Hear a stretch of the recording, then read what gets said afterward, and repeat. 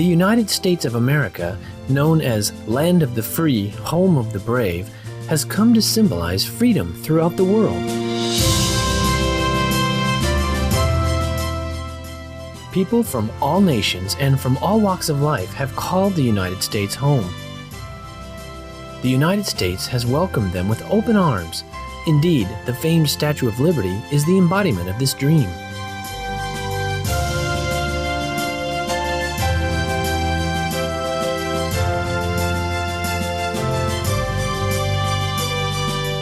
In New York's public education system alone, its student body represents 145 countries.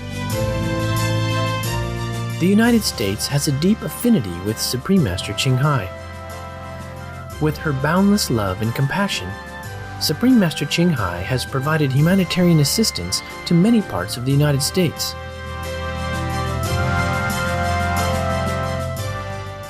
In 1993, she sent relief teams to provide financial and material assistance to the victims of the 6 Midwestern states that were severely affected by heavy rain and flooding. On December 27, 1997, at the benefit concert, A Journey Through Aesthetic Realms, Supreme Master Ching Hai generously contributed $100,000 each to the Vietnam Children's Fund and the U.S. Department of Veteran Affairs. The following year, at another benefit concert, One World of Peace Through Music, she once more contributed generously, with 2 charity organizations being the recipients of her love. St. Jude Children's Research Hospital received $150,000, and the Starlight Children's Foundation received a check for $100,000. Additionally, in the face of one of the worst human tragedies ever to occur on U.S. soil, on September 11, 2001, Supreme Master Ching Hai responded immediately, sending relief teams from around the country and all over the world to Ground Zero in New York City. Supreme Master Ching Hai's financial contributions amounted to over $300,000 to organizations aiding the victims. To this day, Supreme Master Ching Hai continues to extend her loving compassion to all parts of the U.S., from Virginia, Ohio, Kentucky, and Alabama, to California, Florida, Texas, Hawaii, and other states.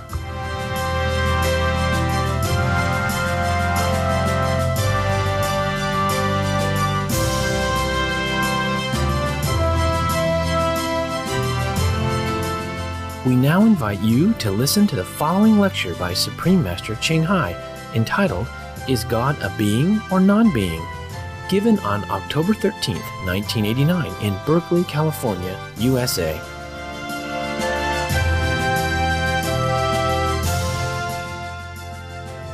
Supreme Master Ching Hai's lectures are not a complete meditation instruction. Please do not try alone. For free of charge guidance, please visit www.godsdirectcontact.org or contact any of our centers near you. Good evening, my good friends, good and wise friends. May we welcome you to this friendly and holy congregation. It was very soon that we see each other again. And I'm very happy that your face looks shining. Maybe you have less problem than last time.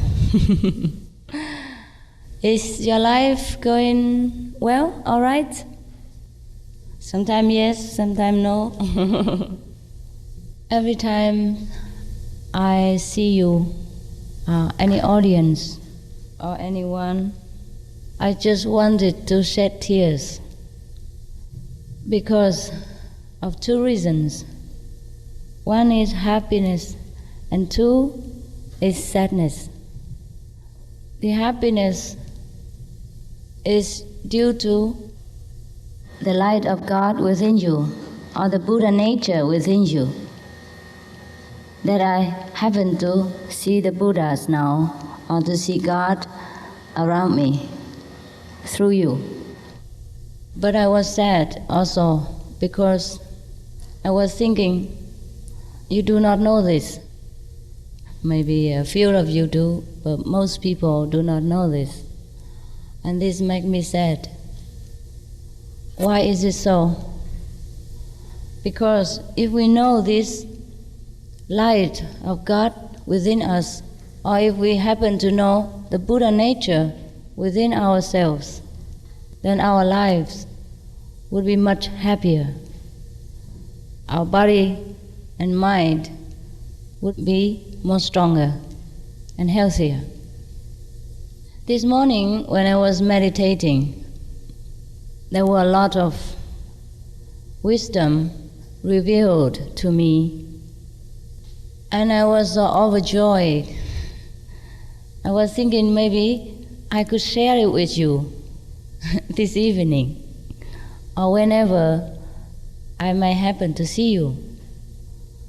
But then, you know what? When I sit here, I feel helpless because these things are so subtle, sometimes abstract, and it's not easy for me to convey them into the human language. And so I think this is the problem with all the good practitioners or all the prophets of all times. And that's why we have so many religions, so many sects, so many different scriptures. And people believe in one scriptures and do not believe in the others. Have faith in one religion and do not have faith in the other religion.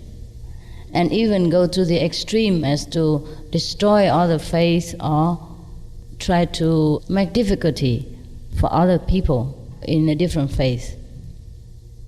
Therefore, sometimes we have the religious war. But tonight, I will try to say something a little bit more concrete, more kind of logic and intellectual, so that you might be able to understand what I mean. You see, everyone asks me the question about God or the Buddha nature, and what is God or what is Buddha nature. So people find it very difficult to understand. Is there a personal God or is there not a personal God?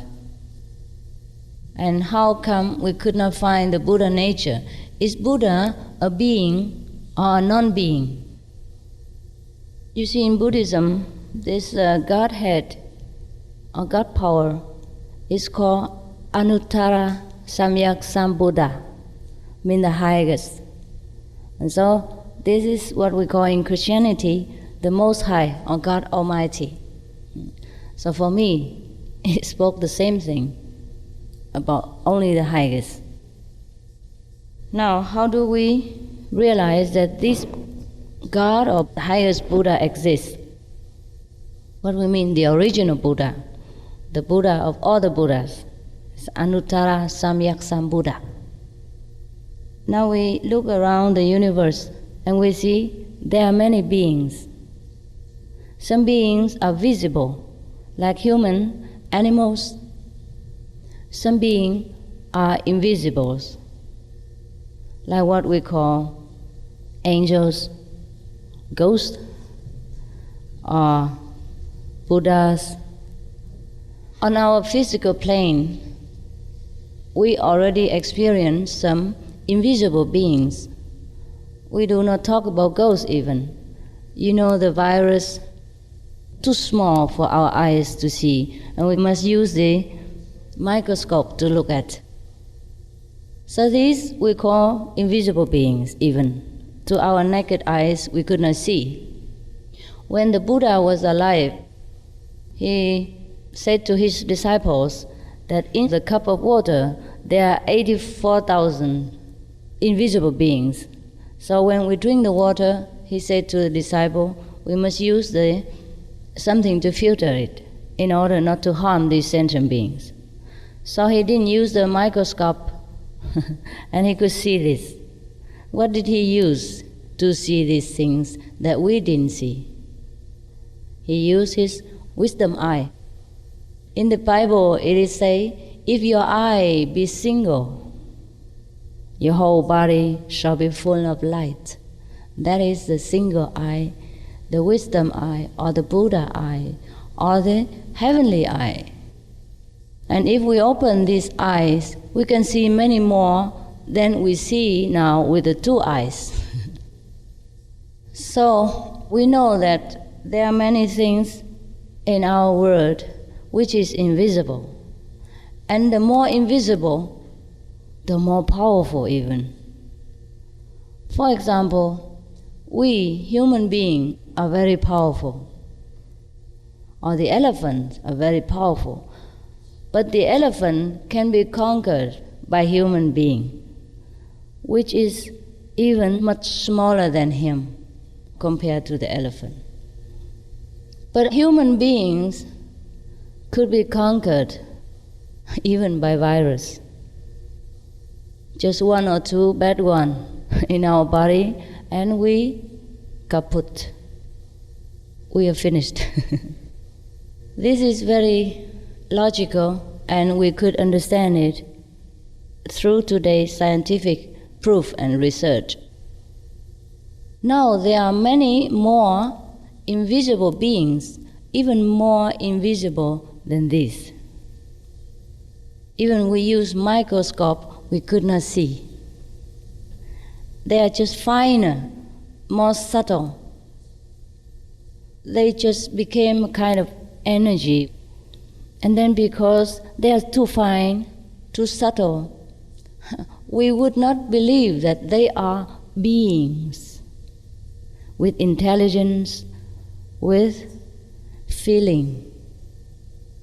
So nowadays, we have proved that even plants have feelings and intelligence. And ants and any kind of animals also have intelligence. Now we talk about the conception. I may go a little bit further to something very modern and interesting. Mostly we think the conception happened accidentally and out of the control of the egg. Or we thought that the woman's egg is being penetrated and the egg is helpless. And now, recently, a scientist has proved by his own understanding and wisdom in research that it isn't accidental and that the egg does choose what it wants to observe, maybe 1 or 2 or 3 or 5.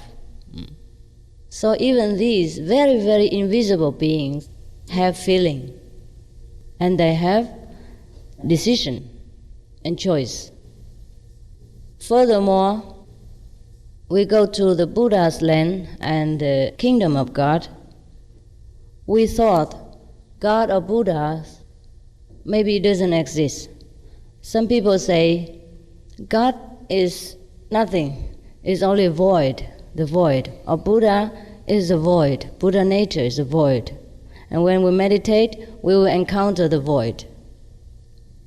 Well, to my experience, it is not the void. It's a being full of love, wisdom, and everything else you need and can ever imagine or can even not imagine. This being is powerful, is unimaginably powerful beyond anything that our worldly brain could understand. But this being has not a being like our being. But we just have to accept that that is also a being. We may call that energy also. But if we only call that energy, then we may have a misconception, misunderstanding, that it is just a very no feeling, no compassion, no wisdom, nothing, like electric energy, like a magnetic energy. No. It isn't like that. It contains within everything in the universe. It contains all the germs that later can germinate. These germs, or what we call the seeds of the universe, are dormant in this being. So from that, sprout everything out, and later come back in. But behind that being, there is another power, which we call Godhead. The Anuttara Samyak Sambuddha is the Buddhas of all Buddhas, the father of all beings. But that power doesn't germinate anything, doesn't contain anything, but it contains everything.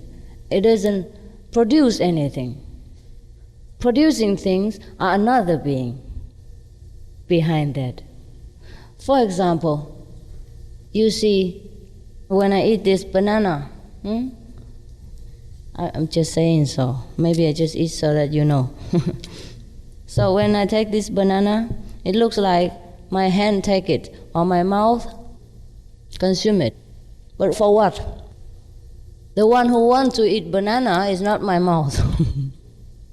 It is something in the brain and in the cells, the feeling of the body cell and the stomach and the brain that makes me eat, make the mouth eat the banana.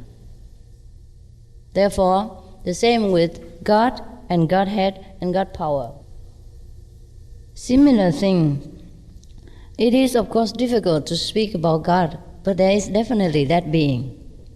So powerful, we could not ever imagine what it is. But we could experience that, some of it, some fraction of it. And even if you just experience a fraction of it, it makes you different altogether. Make you become very grand, very wise, very friendly, very unaffected by any up and downs of the world. Make you able to solve every problem that come your way. Even when you lay unconscious by a car accident, you are still able to solve that, to help yourself. And that happens when we are in contact with this so-called being, that unimaginable being, and that almighty or powerful being. Because we originally come from that being, we are a part of that. And if we are separated from that being or that power or that energy, then we are very small indeed, very weak indeed. But if we are reconnected again, then we become powerful and wise. And that's the only mystery about God realization or self-realization. That is, we realize, we come to know this very invisible but very, very, very powerful being. Now that being, it doesn't look like a human being, or it doesn't look like an angel, or it doesn't have a beard so long like that. You just happen to be inside that being, and you just enjoy the love, protection, power, and compassion. And you had no word to express this when you come back to earth. When we come back to the earth consciousness, not that we go anywhere or come anywhere. It all happened within ourselves. And when I had such experience before, it didn't make me so excited that I couldn't sleep or anything like that. It was so peaceful. It was so ordinary. Very, very smooth and harmonious. It's like you eat a banana, so very easy. But this kind of experience doesn't happen often to the average person. It needs a lot of self-discipline and sincerity and longing to become reunion with God or with that Buddha nature within ourselves in order to achieve it. God or Buddha no doubt can give us very quickly, but everything we earn by ourselves is more valuable.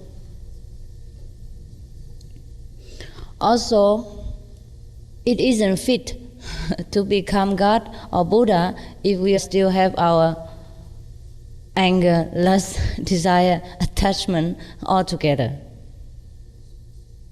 Then if people look at us, they think, oh, what kind of Buddha is that? and then they have no respect for the Godhead or the Buddha. Therefore, for anyone who is fit to have this experience, that means to become one with God again, or to know this Buddha nature, or to become Buddha, one must go through a lot of discipline. The experience of God and Buddha nature we can have very easily through a proper guidance of a master who already know this Buddha nature, who already become one with God. It's easy. Just like the one who can speak English can teach you at the first day already some phrases in English. After you go home from an English school the first day, you can speak something already. You might say, "How are you?" "My name is so-and-so. What is your name?" etc. A few phrases. Similarly, when you go to a master who have known God or have known the Buddha nature within him or herself, then that master can share with you a little bit of God experience. But then you have to practice more and more every day in order to gain the whole, the complete God wisdom for yourself. Just like after you can speak a few sentences in English, you have to come back again and you have to be diligent at home studying until you can completely understand, read and write English. So the experience of God sometimes is, even though it's easy to find, but it's hard for most people because we do not find the right one. So we were thinking God is something very mysterious, we can never reach him. Or Buddha is something for the Sakyamuni Buddha and not for me, not for us. No, it's not true. It's not true. Jesus said we are all sons of God. We are all the children of God. He said whatever great things, great miracles he did then, we can do even greater. Didn't he say so? Yeah? In the Bible, it says, whatever I do today, you can do even better in the future. He says so. And John the Baptist baptized people with water, but he said, the one who came after me, even mightier than I am, and can baptize with the Holy Ghost. So, as our human race advances towards civilization and intelligence, the techniques and the wisdom within ourselves also advance faster. And the things we do can be even advanced also. So if Jesus say that we can do greater miracles, then why don't we try? And Buddha also say, I have become the Buddha, but you will become Buddha also. He did not say, I'm the one and only and never anyone else before or after me. No doubt to become a Buddha or become Christ-like is not a joking matter. It's not easy, but we may try. It's not mysterious. It's not out of reach at all. I have tried it and I have succeeded. So if you try, you might succeed too. If I am so small and I could try, then you may try as well. Why did I try these things? I want to experience the God inside me or the Buddha nature within me. It is because of the suffering of our world that brought me into this decision. So I owe it to you all to share the result of my practice. Otherwise, my life was so smooth and so happy, I did not think I need anything. When you are so satisfied in material comfort, it is very hard to think of spiritual fulfillment. It's difficult. We do not think about that. We are happy enough. Therefore, the Buddha say, when one is in heaven, it's hard to practice. to meditate to become a Buddha, because in heavenly world people live a very happy life, and therefore they do not desire further progress. It happens in our daily life also. Sometimes we are too happy and comfortable in our own lives. We do not want to advance in our position or do any more business venture. We think we're happy enough. It is because I owe it to the world at large to reach this enlightenment or whatever happiness I have got today, or wisdom, or any little thing I achieve. It is all due to the human beings that have opened my eyes. It's not I alone who could do this, so I owe this to the whole world. If I didn't see the suffering, the misery of the world, and from my own country and from all the other countries, when I was working in the Red Cross, I saw the international suffering of the people, and so it opened my eyes. I wanted to get some power and wisdom in order to help. Therefore, if I get something, it is all due to people. It is due to your kindness, due to the kindness of all the people in the world, that I have rice to eat, that I have bread to enjoy, that I have clothes to wear, and then at last the wisdom. And now, after I have realized that the suffering is all our own making, then I also realize that we can also solve this problem on our own. But of course, we must pray to God or Buddha to help us. But then later you will realize that God and Buddha is also yourself, your own power, your own wisdom, which awaken. Now there are many ways to practice and to become self-realized. But for the average people, the most important thing is we pray. We pray to the God Almighty within us, pray to the Buddha within us to help us, and also make a self-effort. Right? We keep the discipline. We train our compassion and love to all beings, and beginning with cutting down the killings of animals, etc. Yesterday I was in a radio program called See Beyond, and the lady, the announcer, asked me, what is the solution for the world hunger today? If there is God, why should people have to suffer hunger so much in the world? I said, in the Bible, it is prescribed charity.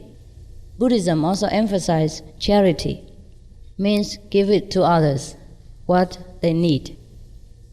But I say, we don't even need to do that. If you have your money, you can keep them. If you have your property, enjoy them. If everyone in this world do not eat meat at all, and we don't raise cattle, pigs, and chicken, and these protein products and all kind of coins can be distributed freely to all the hungry people, that's enough. Because we overuse this protein and soybean and corns and all this kind of stuff, staple food, which is necessary for human beings in order to feed animals. And we gain only 1 kilo of beefsteak and weighs at least hundreds of kilos of staple food. And besides of all the medical care, yesterday some friend gave me a statistic about a research. Half of the national antibiotic medicine go to the animal. And it costs a lot of money too. So before we have to give away our property, we can give away the meat. Yeah? If we do not eat meat, nobody will kill, nobody raise cattle, and all the food stay where they are, and they can eat them and become healthy and strong. And it's good for every nation, and it's good for our nation as well. We waste a lot of money on arms and on raising animals, and all the land are wasted. All the cultivable, arable land are wasted nowadays for raising cattle and pigs and all the like. Most of them. So if we use this to cultivate wholesome food and healthy food, I think the nation will benefit more, and our nation will have more peace and no need for armed defense. If every nation lives according to the Bible, according to the Buddhist teaching, thou shalt not kill, thou shalt not steal, etc., then the world need no more peace conference, wasting so much coffee and cakes on the round table. And champagne as well, champagne, yes, and go nowhere with it. The more we talk about peace, the more war we have. It is because we go about it in a different manner. If everyone practice meditation and eat a wholesome diet without any killing involved, the world is long already been in peaceful state, and long already we have no hunger phenomena. No need to give away your property. Just give away the meat diet. There's enough to save the world and to save your own health and the health of the nation. As we all know, most of the sickness come from meat because of the antibiotics fed to the animal, because of the anxiety which produce toxin in the animal meat, because we eat all these antibiotics and our body lose the self-resistance to the disease. Our body normally can fight the disease, but because we are fed with so much antibiotic meat, therefore our body become weakened and the resistant system become out of order. Therefore any kind of disease affect us and kill our life. And it is a pity. We should rely on ourselves to help us, to help the nation. Some of the diseases related to meat consumption and/or production: swine flu, Ebola reston virus. Cured meats and fish increase leukemia risk in children. Antibiotic-resistant superbug infections from a strain of Staphylococcus aureus. Blue tongue disease, E. coli, Salmonella, bird flu, mad cow disease or Creutzfeldt-Jakob disease, 90% of the population at risk.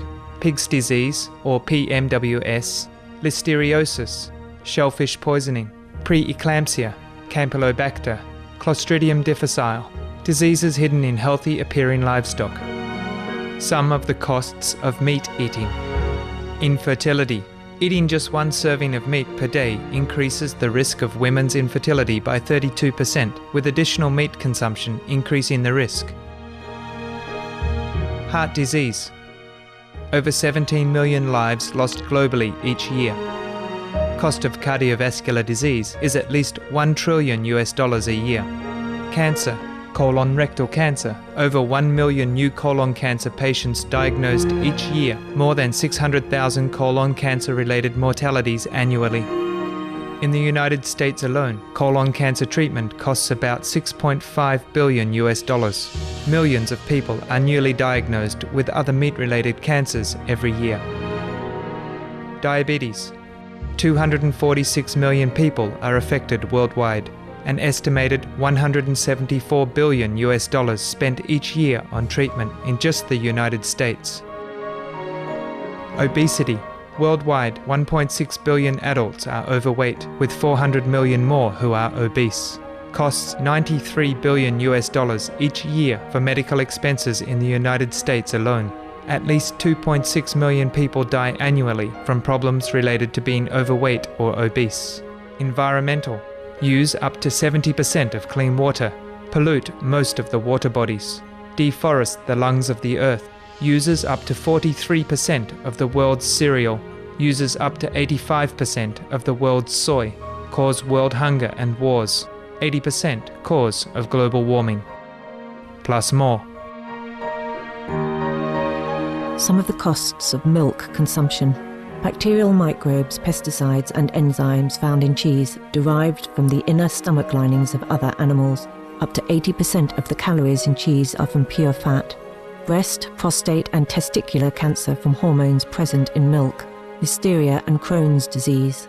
Hormones and saturated fat leads to osteoporosis, obesity, diabetes and heart disease.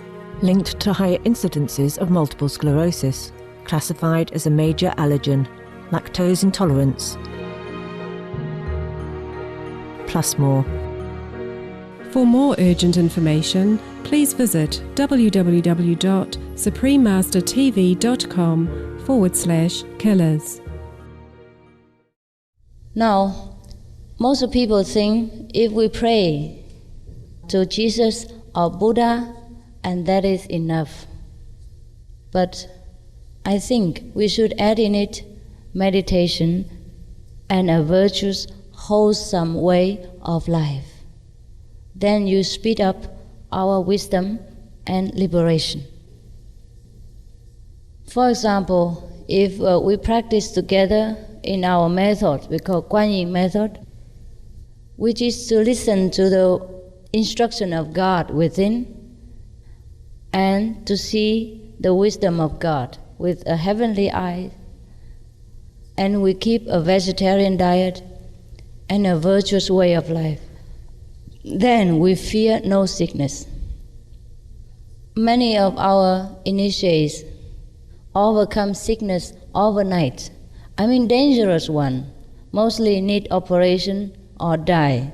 Some people just come back from the deathbed out of their power of their virtuous life and the power of the Godhead that protects them. If we open this power within through a correct technique, then that power, which we call Buddha nature, or the Buddha within us, or God within us, will protect us 24 hours and protect us even after we leave this body. Someone asked me, why don't we use some kind of breath control or breathing technique or something like that to reach God? And could we realize God through this? I say I have my doubt, because the breathing are going on only when we are conscious.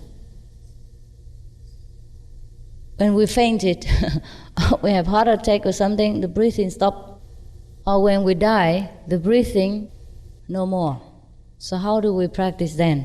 What do we rely on then to become conscious, to become awakened?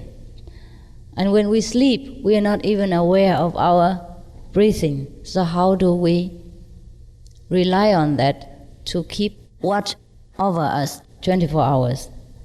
Therefore, I find out that the technique that we practice now, it is all powerful. 24 hours protects us, and we are awakened within. Even when we sleep, the God power looks after us. Even when we die, that power doesn't die. That is more secure. It is safer to rely on the eternal power, not to rely on the ephemeral breath. So what I wanted to share with you is that very simple technique to keep ourselves in tune with this protective power, almighty power, in order to save our life and the life of our nation and the harmony of the universe. And it is so simple that no one could make any excuse that it's too hard to do it. It's easy, it's much easier than you have to chew the bread. When you chew the bread, sometimes your tooth is not in order, and then it hurts you and you cannot chew. Or some people have false teeth. They could not chew the French bread, which is very hard. It's crispy. But to do the meditation, which I may share with you if you're interested, which is also free of charge, it's even easier than that. It's even easier than to take a bath. To take a bath is difficult sometimes. When the electric gone out, we have no hot water, or have no gas and no hot water. or sometimes the taps go wrong and rusty, you have no good water, or the water don't come out. But to practice meditation on God, to open your wisdom and God power to use in your daily life is much easier than that. I'm so surprised that it is so easy. Before I encounter this easy technique, I have tried many other techniques, like the technique of the secret doctrine, of the Tibetan Buddhism, and all the Thai and the Burman and all this, and you need a lot of equipment and instruments in order to carry on this kind of practice, but not with the Kuan Yin method, not with the technique that I might share with you later. I found this is easier than anything else. You can sit on the train, on the bus, or in the park, anywhere, and you can be in tune with that God power. And you feel the protection, and you can see God face to face. You may be in contact with Jesus, with Buddha, with whomever you love most in your heart. They will appear to you. They may teach you something. They may protect you, guide you, hold your hand, so that your life will never again be lonely.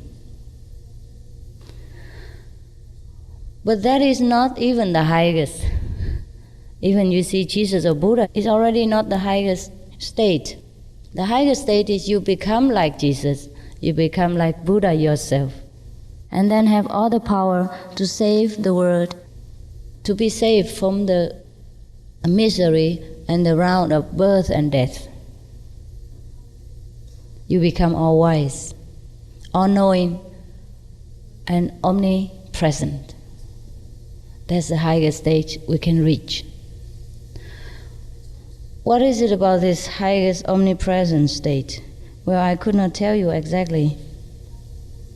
I just can tell you that's very nice, very wonderful.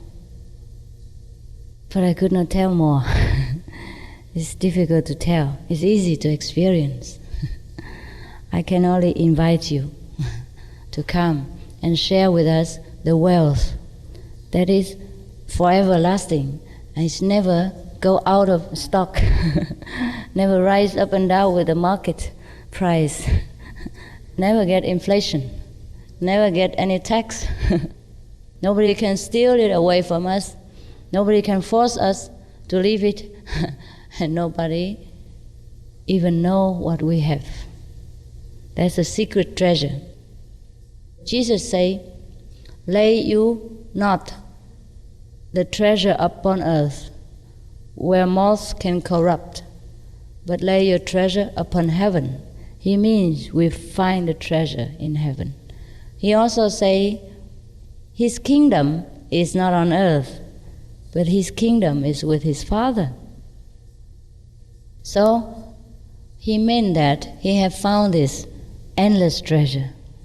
So this treasure we may also find, because he promised that we can also do what he does, and even maybe greater. It may not be that we are greater than Jesus, no. He means that maybe in the future, like in our modern time, techniques, civilization become much greater. So we have to use more power from the Godhead in order to satisfy the desire, the need of the modern man, whereby Jesus did not need all this. It's enough for him to do a few miracles, and people run after him. Nowadays, not enough. Not enough just to do a few miracles. You need more. You need international appearance. You need the knowledge of different countries, language or cultures, yeah? Jesus did not need all this. He didn't have to learn that much. Even though he had to learn, but he only go around in Jerusalem, no? So he did not need to use anything that much, just a few miracles. Nowadays, we need to use all kind of transportation, telephone, television, videotapes, all kind of these miracles. Long ears, long eyes miracles. in order to serve the people in the modern time.